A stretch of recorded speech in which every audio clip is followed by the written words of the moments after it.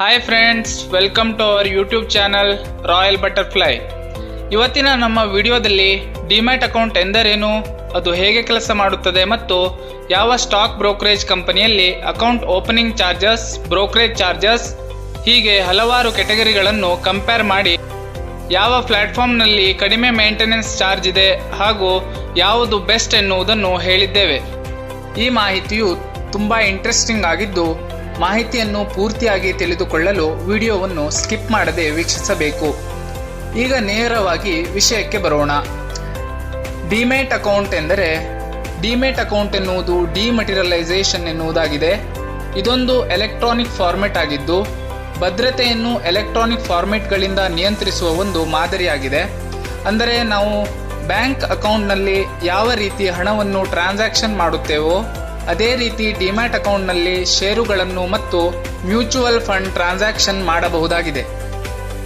ಅಂದರೆ ಸೆಬಿ ಅಂಡರ್ನಲ್ಲಿ ಬರುವ NSE ಅಂದರೆ national stock exchange and BSE Bombay stock ಎಕ್ಸ್ಚೇಂಜ್ನಲ್ಲಿ ಕಂಪನಿ ಲಿಸ್ಟ್ ಆಗಿರುತ್ತದೆ. ಇದರಲ್ಲಿ ಷೇರುಗಳನ್ನು ಬ್ರೋಕರೇಜ್ ಕಂಪನಿಗಳಾದ ಗ್ರೋ, ಝರೋದಾ, ಅಪ್ಸ್ಟಾಕ್, ಏಂಜಲ್ ಒನ್ ಈ ತರಹದ ಕಂಪನಿಗಳು ಷೇರುಗಳ ಖರೀದಿ, ಮಾರಾಟ ಮತ್ತು ನಿಫ್ಟಿ 50, ಬ್ಯಾಂಕ್ ನಿಫ್ಟಿ, ಸೆನ್ಸೆಕ್ ಈ ತರಹದ ಇಂಡೈಸಿಸ್ಗಳನ್ನು ತೋರಿಸಿಕೊಡುತ್ತದೆ. ಅಂದರೆ ಈ ಎಲ್ಲ ಕಂಪನಿಗಳ ಮೂಲಕ NSE, BSEಗಳಲ್ಲಿ ಇಂಡೈಸಿಸ್ ಯಾವ ರೀತಿ ಮೂವ್ಮೆಂಟ್ ಆಗುತ್ತದೆ ಎನ್ನುವುದನ್ನು ತಿಳಿದುಕೊಳ್ಳಬಹುದು. ಇದು ಎಲೆಕ್ಟ್ರಾನಿಕ್ ಫಾರ್ಮೆಟ್ನಲ್ಲಿ ಇರುವುದರಿಂದ ಆಸಕ್ತ ಡಿಮ್ಯಾಟ್ ಖಾತೆದಾರರಿಗೆ ಸುಲಭವಾಗಿ ಷೇರು ಖರೀದಿ ಮತ್ತು ಮಾರಾಟ ಹಾಗೂ ಖಾತೆದಾರರ ಪ್ರವೇಶವನ್ನು ಹೆಚ್ಚಿಸುತ್ತದೆ. ಇನ್ನು ನಾವು ಎರಡನೆಯದಾಗಿ ನೋಡುವುದಾದರೆ ಡಿಮ್ಯಾಟ್ ಅಕೌಂಟ್ ಹೇಗೆ ಕೆಲಸ ಮಾಡುತ್ತದೆ ಎನ್ನುವುದನ್ನು ನೋಡೋಣ. 1996ರ ಮೊದಲು ಒಬ್ಬ ವ್ಯಕ್ತಿ ಷೇರನ್ನು ಖರೀದಿಸಲು ಮತ್ತು ಮಾರಾಟ ಮಾಡಲು ಸ್ಟಾಕ್ ಎಕ್ಸ್ಚೇಂಜ್ಗಳಿಗೆ ಹೋಗಬೇಕಿತ್ತು. ಇದರಿಂದ ತುಂಬಾ ಸಮಯವು ವ್ಯರ್ಥವಾಗುತ್ತಿತ್ತು. ಅಲ್ಲದೆ ಸ್ಟಾಕ್ ಖರೀದಿಯ ಮತ್ತು ಮಾರಾಟದ ನಿರ್ಣಯದ ಕುರಿತು ಒಬ್ಬ ದಲ್ಲಾಳಿಯ ಸಹಾಯ ಕೂಡ ಬೇಕಾಗುತ್ತಿತ್ತು.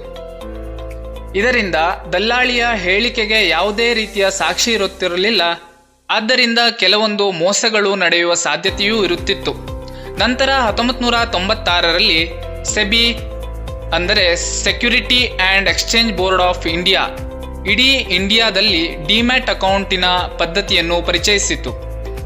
ಈ ತರಹದ ಸುರಕ್ಷತೆಯಿಂದ ಹೆಚ್ಚಿನ ಪ್ರಮಾಣದಲ್ಲಿ ಮತ್ತು ಅತಿ ವೇಗವಾಗಿ ಷೇರುಗಳ ಖರೀದಿ ಮತ್ತು ಮಾರಾಟ ಪ್ರಕ್ರಿಯೆಯು ನಡೆಯಲು ಪ್ರಾರಂಭವಾಯಿತು.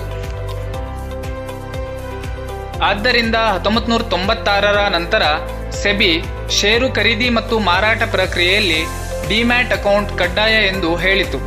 1996ರ ಮುಂಚೆ ಒಬ್ಬ ಬ್ರೋಕರ್ನ ಸಹಾಯದಿಂದ ಷೇರು ವ್ಯಾಪಾರ ನಡೆಯುತ್ತಿತ್ತು. ಅದೇ ರೀತಿ ಸೆಬಿ ಡಿಮ್ಯಾಟ್ ಅಕೌಂಟ್ ಮಾಡಿದ ನಂತರ ಎಲೆಕ್ಟ್ರಾನಿಕ್ ಫಾರ್ಮೆಟ್ನ ಬ್ರೋಕರೇಜ್ ಕಂಪನಿಗಳು ಶುರುವಾಯಿತು. ಉದಾಹರಣೆಗೆ ನೋಡುವುದಾದರೆ ಗ್ರೋ, ಅಪ್ಸ್ಟಾಕ್, ಏಂಜಲ್ ಒನ್ ಈ ತರಹದ್ದಾಗಿದೆ. ಅವರ ಸಹಾಯದಲ್ಲಿ ನಾವು ಡಿಮ್ಯಾಟ್ ಅಕೌಂಟ್ ಮೂಲಕ ಷೇರು ವ್ಯಾಪಾರ ನಡೆಸಬಹುದು. ಭಾರತದಲ್ಲಿ 2024ರವರೆಗೆ ರಿಜಿಸ್ಟರ್ಡ್ ಬ್ರೋಕರೇಜ್ ಕಂಪನಿಗಳು ಸುಮಾರು 4902 ಇವೆ. ಈಗ ನಾವು 5 ಬ್ರೋಕರೇಜ್ ಕಂಪನಿಗಳನ್ನು ತೆಗೆದುಕೊಂಡು ಯಾವುದು ಬೆಸ್ಟ್ ಎಂದು ನಿರ್ಧರಿಸಲು ಕೆಲವೊಂದು ಮಾನದಂಡಗಳ ಮೂಲಕ ನೋಡೋಣ. ಇದಕ್ಕೆ ನಾವು ಮುಖ್ಯವಾಗಿ ಅದು ಸ್ಥಾಪನೆಯಾದ ವರ್ಷ ಮತ್ತು ಈಗ ಆಕ್ಟಿವ್ ಕ್ಲೈಂಟ್ಗಳು ಎಷ್ಟಿದ್ದಾವೆ ಎಂದು ಮತ್ತು account opening charges, brokerage charges, depository participant charges, free trading calls, free research report ಇವುಗಳನ್ನು ಪ್ರತಿಯೊಂದು ಬ್ರೋಕರೇಜ್ ಕಂಪನಿಗಳಿಗೆ ಹೋಲಿಸಿ ನಂತರ ನೀವು ಯಾವುದು ನಿಮಗೆ ಸೂಕ್ತವೆನ್ನಿಸುತ್ತದೆ ಅಂತಹ ಕಂಪನಿಗಳಲ್ಲಿ ಡಿಮ್ಯಾಟ್ ಅಕೌಂಟನ್ನು ಕ್ರಿಯೇಟ್ ಮಾಡಬಹುದು. ನಾವು ಈಗ ಯಾವ ಬ್ರೋಕರೇಜ್ ಕಂಪನಿಯಲ್ಲಿ ಡಿಮ್ಯಾಟ್ ಅಕೌಂಟ್ ಕ್ರಿಯೇಟ್ ಮಾಡಲು ಸೂಕ್ತ ಎನ್ನುವುದರ ಅನಲೈಸಿಸ್ ಮಾಡಿಕೊಂಡು ನಂತರ ಗ್ರೋ ಎನ್ನುವ ಪ್ಲಾಟ್ಫಾರ್ಮ್ನಲ್ಲಿ ಡಿಮ್ಯಾಟ್ ಅಕೌಂಟನ್ನು ಕ್ರಿಯೇಟ್ ಮಾಡುವುದು ಹೇಗೆ ಎನ್ನುವುದನ್ನು ಹೇಳಿಕೊಡುತ್ತೇವೆ. ಮುಖ್ಯವಾಗಿ ಡಿಮ್ಯಾಟ್ ಅಕೌಂಟ್ ಓಪನ್ ಮಾಡುವಾಗ ಅಕೌಂಟ್ ಓಪನಿಂಗ್ ಚಾರ್ಜಸ್ ಯಾವ ಕಂಪನಿಗಳು ಎಷ್ಟೆಷ್ಟು ಚಾರ್ಜ್ ಮಾಡುತ್ತದೆ ಎಂಬುದನ್ನು ನೋಡುವುದಾದರೆ ಏಂಜಲ್ ಒನ್, ಗ್ರೋ, 5 ಪೈಸಾ ಆ್ಯಂಡ್ ಅಪ್ಸ್ಟಾಕ್, ಝರೋದಾ ಇವುಗಳೆಲ್ಲವೂ ಫ್ರೀ ಆಗಿರುತ್ತದೆ. ಈಗ ನಾವು ಬ್ರೋಕರೇಜ್ ಚಾರ್ಜಸ್ ಅನ್ನು ನೋಡೋಣ. ಬ್ರೋಕರೇಜ್ ಚಾರ್ಜಸ್ ಎಂದರೆ ನಾವು ಇಂಟ್ರಾಡೇ, ಲಾಂಗ್ ಟರ್ಮ್ ಯಾವುದಕ್ಕೆ ಆದರೂ ಸ್ಟಾಕ್ ಖರೀದಿ ಮತ್ತು ಮಾರಾಟ ಮಾಡಿದಾಗ ಆಯಾ ಕಂಪನಿಯ ನಿಯಮದಂತೆ ನಮ್ಮ ಟ್ರೇಡಿಂಗ್ನ ಮೇಲೆ ಚಾರ್ಜ್ ಮಾಡುತ್ತದೆ. ಸಾಮಾನ್ಯವಾಗಿ ಭಾರತದಲ್ಲಿ ಬ್ರೋಕರೇಜ್ ಶುಲ್ಕವು ವಹಿವಾಟಿನ ಒಟ್ಟು ಮೌಲ್ಯದ 0.01%ರಿಂದ 0.5%ರವರೆಗೆ ಇರುತ್ತದೆ. ಉದಾಹರಣೆಗೆ ಹೇಳುವುದಾದರೆ, ಷೇರಿನ ಮೊತ್ತವು 10,000 ಮೌಲ್ಯದ್ದಾಗಿದ್ದರೆ ಮತ್ತು ಬ್ರೋಕರೇಜ್ ಶುಲ್ಕವು 0.1% ಆಗಿದ್ದರೆ ಒಟ್ಟು ಶುಲ್ಕವು 10 ರೂಪಾಯಿ ಆಗಿರುತ್ತದೆ. ಇದನ್ನು ನೀವು ಉಳಿದ ಕಂಪನಿಗಳಲ್ಲಿ ಕೂಡ ಕಂಪೇರ್ ಮಾಡಿ ನೋಡಬಹುದಾಗಿದೆ. ಈಗ ನಾವು DP ಚಾರ್ಜಸ್ ಎಂದರೇನು ಎಂಬುದನ್ನು ನೋಡೋಣ. DP ಚಾರ್ಜಸ್ ಎಂದರೆ ಡೆಪಾಸಿಟರಿ ಪಾರ್ಟಿಸಿಪೆಂಟ್ ಎಂದು ಅರ್ಥ.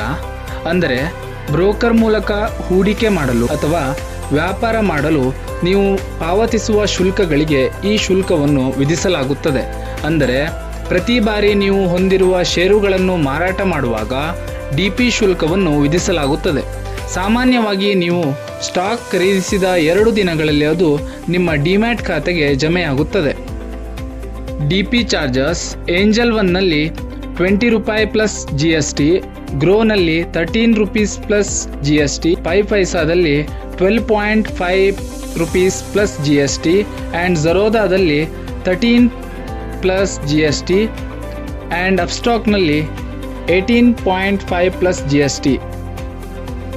ಹಾಗೆ ಅಟೋ ಸ್ಕ್ವೇರ್ ಆಫ್ ಚಾರ್ಜಸ್ ಕೂಡ ಪ್ರತಿಯೊಂದು ಕಂಪನಿಯಲ್ಲಿಯೂ ಕೂಡ ಹೋಲಿಕೆ ಮಾಡಿ ನೋಡಬಹುದಾಗಿದೆ.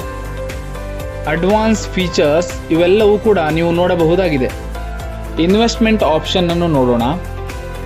IPO ಅಂದರೆ initial public offering and mutual funds, exchange traded fund, sovereign gold bond. Long ಟರ್ಮ್ಗೆ ಸ್ಟಾಕ್ ಮೇಲೆ ಮತ್ತು ಇಂಟ್ರಾಡೇ ಅಂದರೆ ಒಂದು ದಿನದಲ್ಲಿ, ಅಂದರೆ ಬೆಳಿಗ್ಗೆ ಮಾರ್ಕೆಟ್ 9:15ಕ್ಕೆ ಓಪನ್ ಆಗಿ 3:30 PM ಒಳಗಡೆ ಮುಗಿಯುತ್ತದೆ. ಆ ಸಮಯದೊಳಗಡೆ ಷೇರು ಖರೀದಿ ಮತ್ತು ಮಾರಾಟ ಮಾಡುವುದಾಗಿದೆ. ಹೀಗೆ ಹಲವಾರು ಮಾನದಂಡಗಳಿಂದ ಕಂಪೇರ್ ಮಾಡಿ ನೋಡಿ ನಿಮಗೆ ಯಾವ ಕಂಪನಿಯು ಬೆಸ್ಟ್ ಎಂದು ನೋಡಬಹುದಾಗಿದೆ. ಹಾಗೆ ಷೇರು ಮಾರುಕಟ್ಟೆಗೆ ಹೊಸಬರಾಗಿದ್ದರೆ, ಯಾವುದೇ ರೀತಿಯ ಎಕ್ಸ್ಪೀರಿಯನ್ಸ್ ಇಲ್ಲದಿದ್ದಲ್ಲಿ ಗ್ರೋ ಅಥವಾ ಏಂಜಲ್ 1 ಬಳಸಲು ತುಂಬ ಸುಲಭವಾಗಿದೆ. ಆದ್ದರಿಂದ ನಾವು ಮುಂದಿನ ವಿಡಿಯೋದಲ್ಲಿ ಗ್ರೋನಲ್ಲಿ ಮತ್ತು ಏಂಜಲ್ 1ನಲ್ಲಿ ಡಿಮ್ಯಾಟ್ ಅಕೌಂಟ್ ಕ್ರಿಯೇಟ್ ಮಾಡುವುದು ಹೇಗೆ ಎಂಬುದನ್ನು ಹೇಳುತ್ತೇವೆ.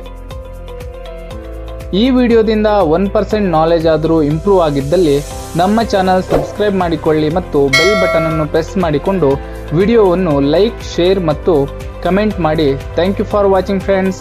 Have a nice day.